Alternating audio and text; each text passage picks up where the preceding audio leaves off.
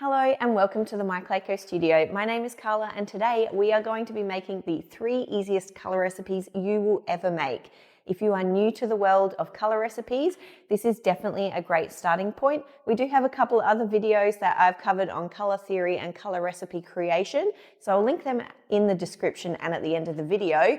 But if you just want to start getting into colour creation, this is definitely a great entry point for you. I'll go through 3 simple ways to colour recipe create, but then I'm also going to show you a little bonus tip at the end for how to create a beautiful natural stone effect with any colour. Let's get into it.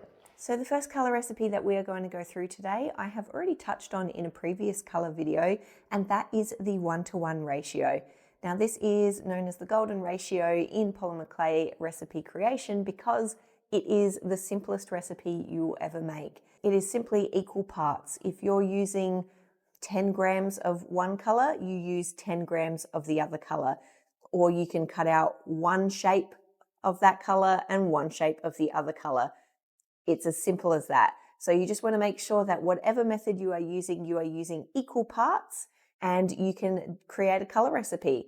So the easiest one that people like to start with is, of course, choosing a colour and then mixing in white. So if you have 1:1 ratio of these, obviously it will create a beautiful lightened version of the original colour.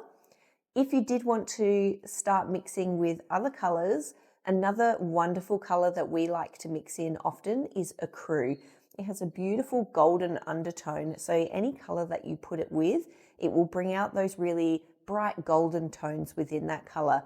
So you think pinks will get a little bit more peachy. If you're putting it into greens or blues, they're going to obviously get that really nice golden hue. So the blues will have a little bit of a greeny tinge to them and the greens will become really earthy. It's a wonderful mix in, but you can try this with any other colour. So as long as you're keeping to that 1:1 ratio, you're golden. The next colour recipe we're going to be going through is not necessarily a colour recipe, but it's a really great way to create a really nice looking palette using 2 colours. So much like the 1:1 ratio where we mix 2 colours together, we're going to do that across a palette now. This has a couple of different names. It's known as Ombre Gradient, Gradual Step, whatever you want to call it. It's basically going from one colour to another colour. So the easiest way to look at this is to have, say, a blush and a white. Now to make that a gradient palette, you're going to then have a third colour that sits in the middle, and it's going to be a 1:1 ratio of those 2 colours. So as you can see, we've got a beautiful blush colour, and then we have this kind of paler blush colour in the middle going to white at the end. It just creates a really cohesive palette that just looks beautiful. Another way to do this though is to actually carry both of the colours through every single gradient step. So one example that I really like to use is Spanish Olive and Ecru. So if we're going to be mixing these together, I'll start with, say, an 8 block, and I'll do 6 parts Spanish Olive, 2 parts Ecru. Then in my second step down, I'll do a 1:1 ratio, 4 parts Spanish Olive and 4 parts Ecru. And then in my last step, I'm just going to switch what I did in the first instance, and I'm instead going to do 2 parts Spanish Olive, 6 parts Ecru. As you can see, this creates a beautiful gradient of colours, but they all have those beautiful earthy warm undertones because I'm using Spanish Olive and Ecru in each of those steps, just in differing parts.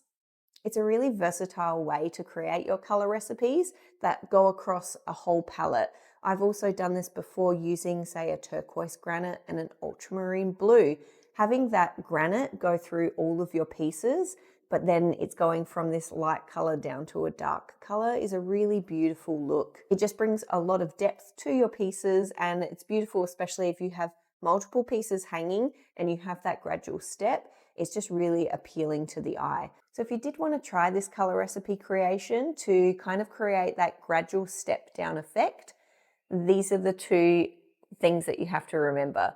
You can either have your single colour with a 1:1 ratio split and your other single color, so like our pink to white ombre, or you could do mixing them all through together, which is a 6-2, 4-4, and 2-6 ratio split.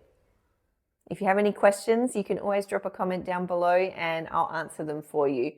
Have a play around with this though, just remembering to ease through those parts and you should get a beautiful cohesive palette. Speaking of cohesive palettes, that brings us onto our last color recipe. So again, this one is going to be moving across a color palette, but you can actually use it for your single color recipes as well.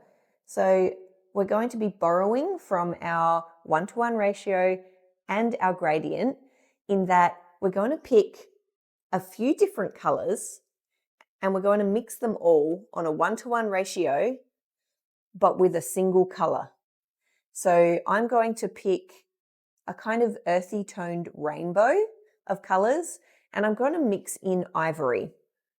So when I'm mixing in ivory, what I'm doing is I'm bringing the same undertone from that color. I know it's white with a little bit of yellow undertones in it, but that's going to bring a lighter lifted color with that warmth from the yellow into my other colors. And it's going to create a really cohesive color palette. So if I add 1 part of each of my colors to 1 part ivory, you can see it's bringing together a really cohesive palette. So if you have a set of colors that you really want to use, but you're unsure if they work together, you can actually get a mix in color and you can bring it across each of those colors to really make sure that you're creating a cohesive palette for your creations.